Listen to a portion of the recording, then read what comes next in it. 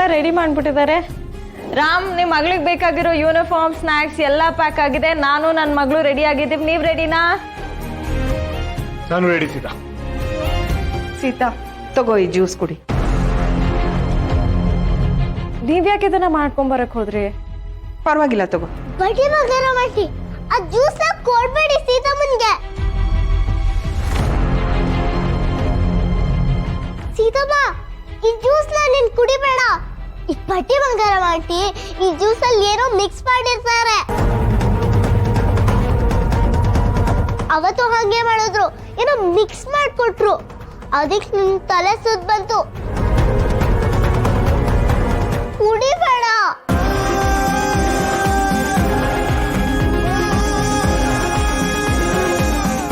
ಅಯ್ಯೋ, ನನ್ ಮಾತೆ ನೀನ್ ಕೇಳಿಸ್ತಿಲ್ವಾ? ಅಪ್ಪು, ಅಶೋಕ್ ಮತ್ತೆ ಪ್ರಿಯಾ ನಿಮ್ ಜೊತೆ ಬರ್ತಿಲ್ಲ? ಅವರಿಬ್ಬರನ್ನೂ ಜೊತೆಲಿ ಕರ್ಕೊಂಡು ಹೋದ್ರೆ ಒಳ್ಳೇದು ಅನ್ಸುತ್ತೆ. ಇಲ್ಲಾಂದ್ರೆ ನೀನೊಬ್ಬನಿಗೆ ಕಷ್ಟ ಆಗಬಹುದು. ಏನ್ ಕಷ್ಟ ಆತೆ? ಅದು ಸೀತಾ, ನೀನು ಸಿಹಿನ ರೆಡಿ ಮಾಡ್ಬೇಕಲ್ವಾ? ಪ್ರಿಯಾ ಇದ್ರೆ ಹೆಲ್ಪ್ ಮಾಡ್ತಾಳೆ, ಅದಕ್ಕೆ ಇಬ್ಬರನ್ನು ಜೊತೆಲಿ ಕರ್ಕೊಂಡು ಹೋಗಿ ಅಂದೆ.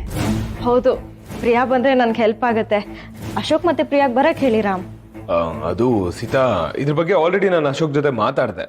ಬಟ್ ಅವ್ನು ಇನ್ಯಾವುದೋ ಇಂಪಾರ್ಟೆಂಟ್ ಕೆಲಸದಲ್ಲಿ ಬಿಸಿ ಇದ್ದಾನಂತೆ. ಬೇರೆ ಇನ್ನೇನು ಇಂಪಾರ್ಟೆಂಟ್ ಕೆಲಸ? ಆ ಹಾರ್ಡ್ ಡ್ರೈವ್ನ ರಿಟ್ರೀವ್ ಮಾಡೋದೇ ಆಗಿರುತ್ತೆ. ಹೇಗಾದ್ರೂ ಮಾಡಿ ಆ ಅಶೋಕನ್ನ ಡೈವರ್ಟ್ ಮಾಡಲೇಬೇಕಲ್ಲ. ಕಮಾನ್ ಅಪ್ಪು, ನಿನಗಿಂತ ಇಂಪಾರ್ಟೆಂಟ್ ಕೆಲಸ ಅಶೋಕನ್ಗೆ ಏನಿರುತ್ತೆ? ನಾನೇ ಕಾಲ್ ಮಾಡ್ತೀನಿ ಇರು. ಸೀತಾ, ಜ್ಯೂಸ್ ಕುಡಿದ್ಬಿಡು. ಊಟ ಮಾಡೋದು ಎಷ್ಟೊತ್ತಾಗುತ್ತೋ ಏನೋ. ಖಾಲಿ ಮಾಡು.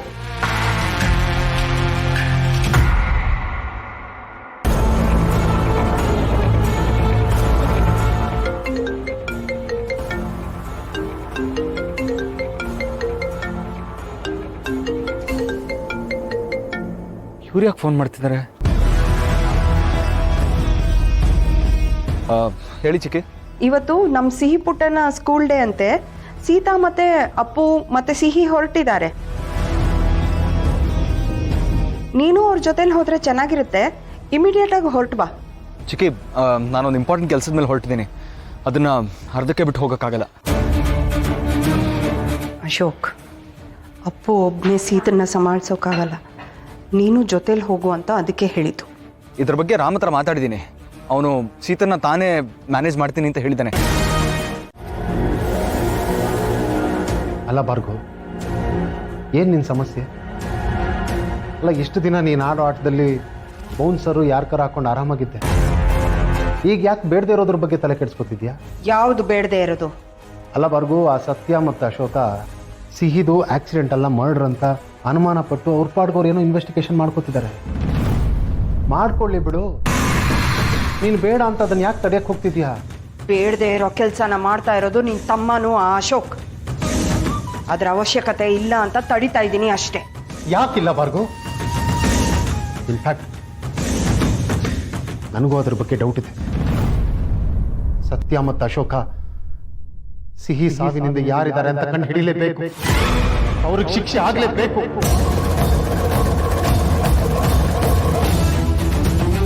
ಪಾಪ ಭಾರ್ಗವ್, ನಮ್ಮ ಲಿಟಲ್ ಚಾಂಪ್ ಹಸುಗೂಸೋದು ಸಾಯಬಾರ್ದಿತ್ತವಳು. ಸತ್ಯ ಅಶೋಕ ಈ ಆಕ್ಸಿಡೆಂಟ್ ಹಿಂದೆ ಯಾರಿದ್ದಾರೆ ಅಂತ ಕಂಡು ಹಿಡಿಲಿ ಬಿಡು. ಇದರಿಂದ ನೀನೇನ್ ಕಳ್ಕೊತೀಯಾ? ನಾನೇನು ಕಳ್ಕೊತೀನೋ ಬಿಡ್ತೀನೋ ಅದು ಬೇಕಾಗಿಲ್ಲ. ಅವರಿಬ್ರು ಬೇಡದೆ ಇರೋ ಕೆಲಸಕ್ಕೆ ಕೈ ಹಾಕಿ ಮೈಯೆಲ್ಲ ಪರ್ಚ್ಕೋತಾ ಇದ್ದಾರೆ. ಈ ಇನ್ವೆಸ್ಟಿಗೇಷನ್ ಮಾಡೋದ್ರಿಂದ ಅವರಿಬ್ಬರಿಗೆ ಏನ್ ಸಿಗುತ್ತೆ? ಸತ್ತಿರೋ ಸಿಹಿ ಮತ್ತೆ ವಾಪಸ್ ಬರ್ತಾಳ? ಇಲ್ಲ ತಾನೇ?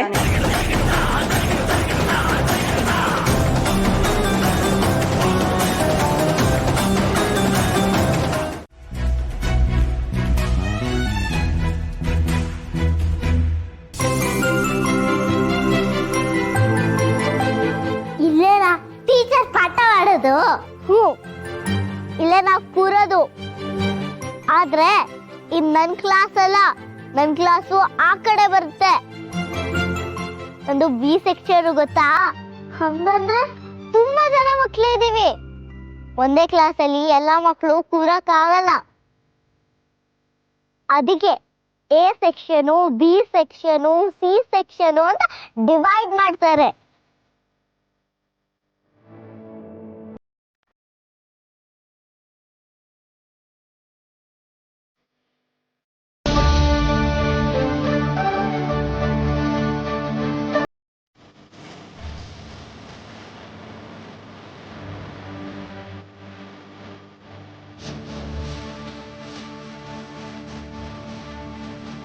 ಬೋರ್ಡ್ ಮೇಲೆ ABCD ಅಂತ ಬರಿ. ನನ್ಗೆ ಅದೆಲ್ಲ ಬರಕ್ಕಿಲ್ಲ. ಮತ್ತೆ ನಿನ್ಗೇನ್ ಬರುತ್ತೆ?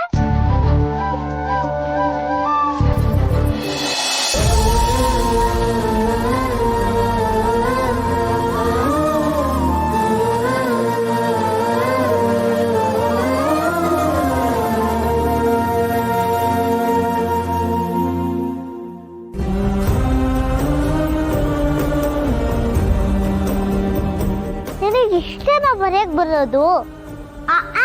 ಇನ್ನೂ ಬರ್ತೈತೆ. ನಿನ್ ಹೆಸರು ಬರೆಯಕ್ ಬರಲ್ವಾ? ಇರ್ಲಿ ಬಿಡು, ಅದೆಲ್ಲ ನಾನೇ ನಿನ್ಗೆ ಹೇಳ್ಕೊಡ್ತೀನಿ. ಈಗ ಬಾ, ನಾನು ಇಡೀ ಸ್ಕೂಲ್ನ ತೋರಿಸ್ತೀನಿ.